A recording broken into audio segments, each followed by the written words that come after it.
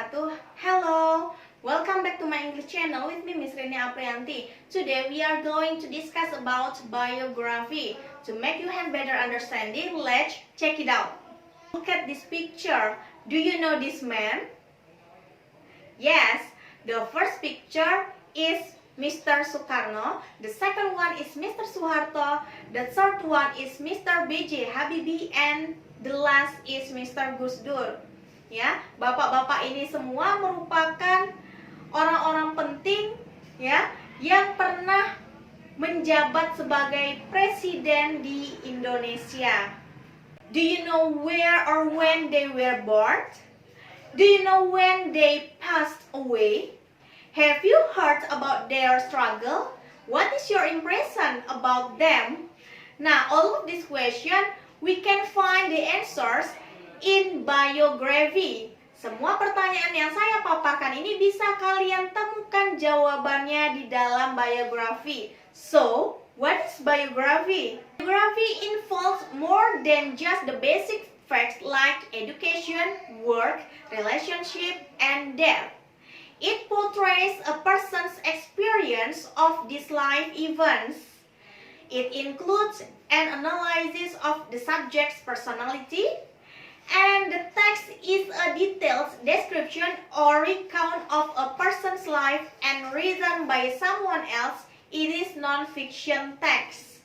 Biografi ini teks yang isinya merupakan pengalaman hidup atau perjalanan hidup seseorang yang berisi juga fakta seperti pendidikan, pekerjaan, hubungan, bahkan hingga kematian. Nah, teks ini termasuk ke dalam teks non-fiksi karena isinya merupakan fakta-fakta. What is the social function of biography? The first one, to know a person's story about his or her life outside of any accomplishment this person may be known for. To give lots of information easily and to educate the readers. Fungsi dari biografi ini adalah untuk mengetahui tentang cerita perjalanan hidup seseorang ya yang mungkin tidak semuanya orang tahu. Kemudian juga memberikan banyak informasi dan mengedukasi para pembaca. There are some characteristics of biography, ya. The first one, to give lessons, to educate, to inform. Nah, ini tadi tujuannya, ya. Kemudian karakteristiknya, not written by the subject, written in the third person, fact-based text about life experience, describe the subject surrounding, and single subject inspiring people. Kesimpulannya bahwa karakteristik dari biografi ini ya, yang pertama memberikan pelajaran, mengedukasi dan menginformasi. Teksnya itu tidak ditulis dengan menggunakan subjek, tetapi menggunakan orang ketiga. Kemudian isi teks tersebut berisi fakta-fakta dan pengalaman hidup. The generic structures of biography. The first one is orientation. It gives the readers the background information of the person and it contains narrated biodata such as full name, place, and date of birth.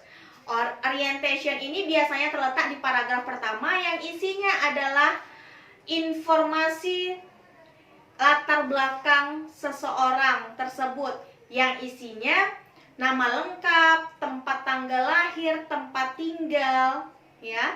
Kemudian yang kedua adalah events.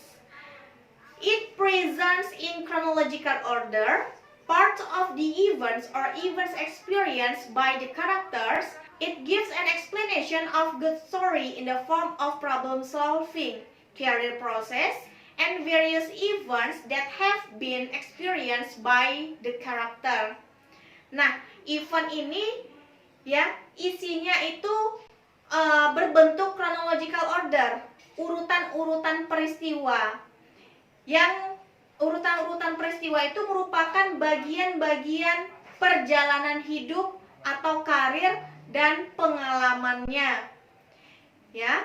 Kemudian yang terakhir adalah reorientation or closing. Ini bersifat opsional, bisa ada ataupun tidak, yang terletak di paragraf terakhir. Ya, a conclusion or a comment by the writer, and it tells about the contribution of the person, and it views of the authors of the character. Jadi reorientation ini bisa saja berisi kesimpulan ataupun menceritakan tentang kontribusi orang tersebut atau tokoh yang sedang dibicarakan dan pandangan penulis terhadap karakter yang sedang diceritakan. Nah, biografi ini merupakan salah satu jenis teks recount, sehingga and look at the language features of biography. The first one, using certain name, menggunakan nama tertentu, nama tokoh. The second one, using of simple past tense, a simple forms of events that occurred in the past. Use the second verb form, or we can say it verb to. For example, the family then moved to his stepfather's home country. He was born on August 4, 1961 in Honolulu, Hawaii. Nah, bisa dilihat di sini ya, kata kerja di kalimat pertama menggunakan verb to, moved. And the second example use be, was. It indicates using past tense. The last temporal sequence and temporal conjunction are used as a link between one sentence with another sentence in chronological order. For example, his parents spirited when he was 2 years old. Yang terakhir, penggunaan kata penghubung yang sifatnya temporal, ya, berkaitan dengan waktu. Contohnya, orang tuanya berpisah ketika dia berumur 2 tahun. Nah, di sini conjunctionnya adalah when. Please read this text.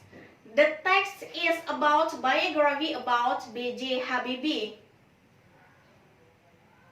The first one, it is called as orientation because it consists about place of birth, yeah, and then about Habibie's father date.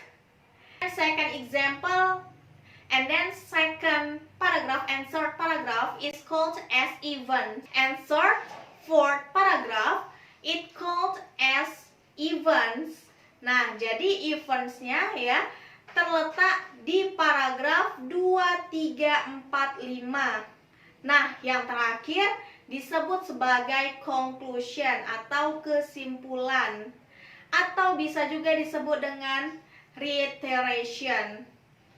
Sudut pandang penulis mengenai sosok B.J. Habibie atau sosok tokoh yang sedang dibicarakan.